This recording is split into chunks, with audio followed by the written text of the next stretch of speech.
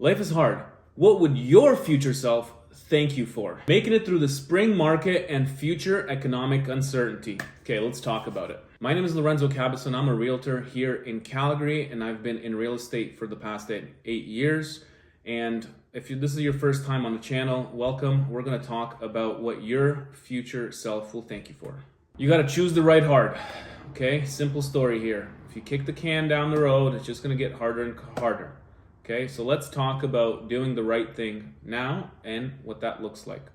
Now, we're going to a spring market, and I can just imagine the feelings and the thoughts that you have regarding the spring market.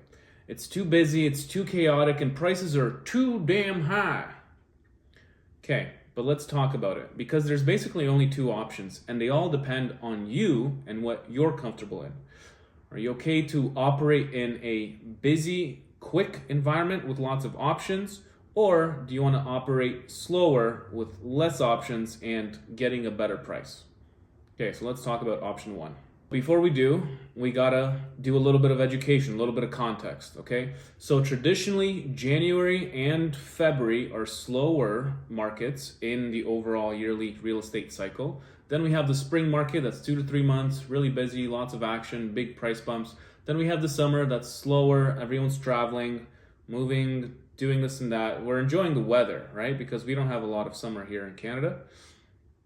Then in September and October, we see a little bit more of a bump in the real estate market. And by that, I mean, just for reference, I mean sales. And then often sales translates also to prices, okay? But not always. And then in November and December, we see a further slowdown because it's winter, people are getting ready for Christmas, and real estate is not the priority. Also, the weather's poopy and nobody wants to move in minus 30-degree weather. And then regarding the prices always go up, whether you want it to or not. Prices go up in the spring and then they level out more or less throughout the rest of the year.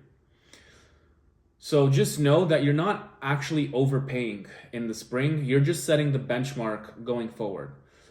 Back to our historical data, we look and pretty much year over year, the prices have went up, right? We can go back 5 years, we can go back 20 years, and where we are today, year over year, we're still way higher. So if you just understand that real estate is a long-term investment and you can't just look at it like, oh, well, it actually went down 1% from last year.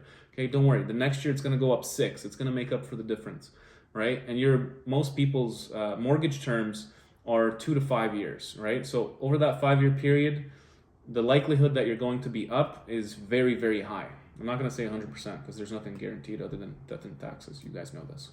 Now, option number 2 are for busy people that maybe have a family, 2, 3 kids, right? All the kids are doing different sports. You just simply can't operate in that fast-paced, busy environment because of all your other adult responsibilities.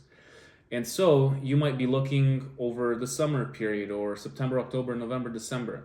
So the way it looks is if you're doing this, you're looking at maybe a house a week, and you're most likely seeing your favorite house and then negotiating a little bit or landing somewhere around that asking price, and that might make you feel more comfortable because you know you're not overpaying over that asking price. There might be less listings that come on the market. The listings that come on the market are not going to be as good or the best listings, and they will be at that watermark level that was established from the spring market. However, those asking prices are now at the higher watermark that has been established by that spring market. The benefit is that you won't have to see it right away because there's going to be less competition. Most people are busy doing something else. So you can go see it on the weekend when you're free. You're going to be likely the only person putting an offer on that, and you're going to land somewhere around that asking price. You're not going to get $20, $30, $40, $50,000 discount, but you might get 5 or 10 or even 15. It depends on what the overall purchase price is. This is great for people who simply don't want to operate in chaos. This is great for people who want to take their time, who are not in a rush, who are looking for the perfect house and have that time and finances in order to be able to look. It's also great for someone that's looking to buy first before they sell their house. Now, I want to come back to what your future self will thank you for. we're going to take a quick look at the real estate crystal ball. If you and I are talking now about real estate, we're going to set you up for future success. And what do I mean by that?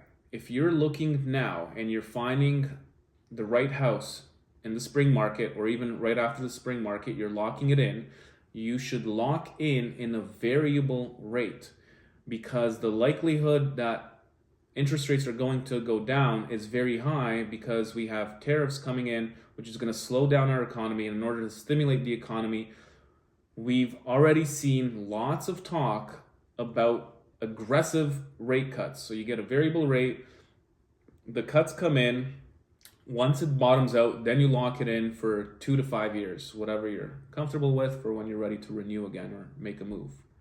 So if you want to thank yourself in the future, look at making a move ASAP and locking something in with a variable rate, and then once rates goes down, then you lock it in. This will allow you to make more of that total payment towards your mortgage rather than interest.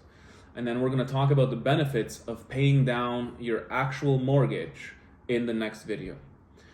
Thank you so much for watching. Hope this video helped you figure out what you want to do next in your real estate journey. Don't forget to like, comment, and subscribe.